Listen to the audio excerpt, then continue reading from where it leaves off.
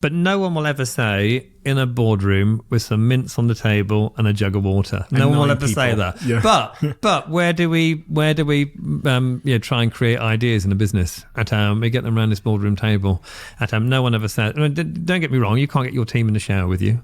Maybe you've tried. I don't know what it's like around here. Maybe you've tried. I don't know. Yourself. But team meet, bring a towel. But maybe we can't do that. But we've got to find a way of trying to create a more natural environment for people to flourish. And I do say to many organisations, I say to them that you're too quick to train the people rather than fix the environment. People say, "Oh, I need more innovative people." No, you don't. And, we need to train them on innovation. No, you don't. Let's try and create a culture, an environment where people are free to express themselves. The problem we got is that we're so convergent in our thinking, and we start off as divergent thinkers. We start off making really weird connections. I had a 6-year-old once ask me, "What does the number 9 smell like?" Amazing question. It's probably the best question I've ever been asked. With all due respect to the interviewer today. I was going to say. But what does the number 9 smell like? It's a great question. When was the last time you heard a CEO ask that question? They don't.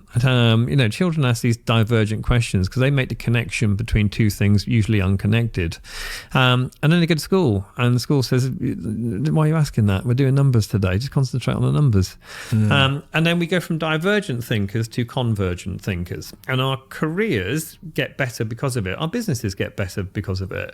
Making simple connections, margins down, okay, we need to do this. Revenues down, okay, we need to do that. But what do we need in today's society, in today's world? And I don't think we need convergent thinking.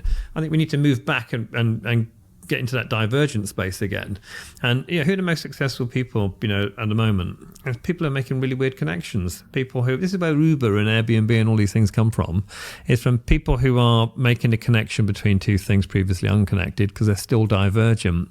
So let's try and create some environments where people are free to explore, experiment, free to break some of the rules, and to talk about things which are not easily put together. And I think that that's the best way in which we can see the opportunity and possibilities in this changing world in which we're living.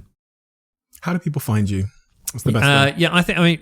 Twitter or LinkedIn, really. I don't use anything. I don't use Facebook or anything like that. So, or your website. So, you're on my website, and to me, people can contact me through my website. But I started using Twitter again, but LinkedIn is great for me. I can imagine. There are about 30,000 people on LinkedIn, and that's really where I sort of communicate. Have you how do you find social media, just out of interest, in terms of like... I'm a bit like an alcoholic who can't get the top off the bottle. I love the idea of it, but I think I should be doing more.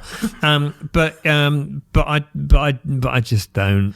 People say that you should. No, if it's not broke. You should do. Yeah. Well, no. But you know what? It's funny. One of the advice that I give people at the moment: if it ain't broke, you should break it. Because we almost need to give up what's allowing us to be successful to allow us to be successful. Exactly. And I know it's a counterintuitive argument. No, it makes perfect sense, to be honest. I mean, that's by definition what innovation is, right? It's breaking the blueprint. So I think that and again, look, it's probably like my running, isn't it? It's one of those things which are uncomfortable, so I probably don't do it.